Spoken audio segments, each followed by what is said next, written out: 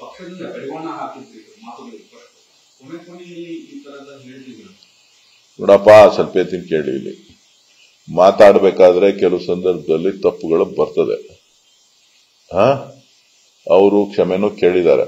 ಆ ತರ ಏನಾರು ಇತ್ತು ಅಂತ ಅಂದ್ರೆ ನಾನ್ ಹೇಳೋದು, ನೀವು ಮಾಧ್ಯಮಗಳು ವೈಭವೀಕರಿಸುವಂತ ವಿಚಾರನ ಯಾಕೆ ಹಿಂದೆನೆ ಹೇಳಿದಾಗ ಇಷ್ಟೊಂದು ನೀವು ವೈಭವೀಕರಿಸಿದ್ರೆ ಅಥವಾ ಅವ್ರಿಗೆ ಇದ್ ಮಾಡಿದ್ರೆ ಅವ್ರ ಮುಂದಕ್ಕೆ ಯಾವತ್ತೂ ಕೂಡ ಈ ತರದ ಪದಗಳನ್ನ ಉಪಯೋಗಿಸ್ತಾ ಇರ್ಲಿಲ್ಲ. ನಾವ್ಯಾಕೆ ಅದನ್ನ ಪ್ರಶ್ನೆ ಮಾಡ್ಬೇಕಾದ್ರೆ ಮಾಡ್ಲಿಲ್ವಲ್ಲ. ಈಗ ನನ್ನನ್ನು ನಾನು ಕಪ್ಗಿದ್ದೀನಪ್ಪ, ನನ್ನನ್ನು ಕರಿಯ ಅಂದ್ರೆ ಏನ್ ಮಾಡಕ್ಕಾಯ್ತದ? ನಾನು ಬೆಳಗಿದ್ದೀನಿ ಅನ್ನಕ್ಕಾಯ್ತದ?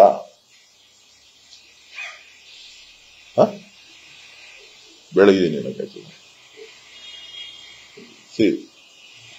ಒಂದು ವಿಶ್ವಾಸದಲ್ಲಿ ಇದ್ದಾಗ ಅದೆಲ್ಲ ಬರುತ್ತೆ. ನಮ್ಮನ್ನು ಬೇರೆ ಬೇರೆಯವರು ನಿಕ್ ನೇಮ್ಗಳಲ್ಲಿ ಬಹಳಷ್ಟು ಕರೀತಾರೆ. ನಿಮ್ಮನ್ನು ನಿಮ್ ಸ್ನೇಹಿತರುಗಳು ನಿಕ್ ನೇಮ್ ಅಲ್ಲಿ ಕರೀತಾ ಇರ್ತಾರೆ. ಕರೀತಾರಾ ಇಲ್ವಾ? ಸಾರ್ವಜನಿಕವಾಗೂ ಕರೀತಾರೆ ರೀ. ಒಳ್ಳೆ ಚೆನ್ನಾಗಾಯ್ತಲ್ಲ.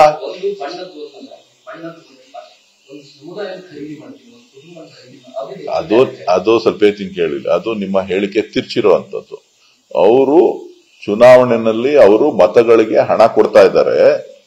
ಆ ಮತಗಳಿಗೆ ಹಣ ಕೊಡೋದನ್ನ ನೀವು ಈಸ್ಕೋಬೇಡಿ.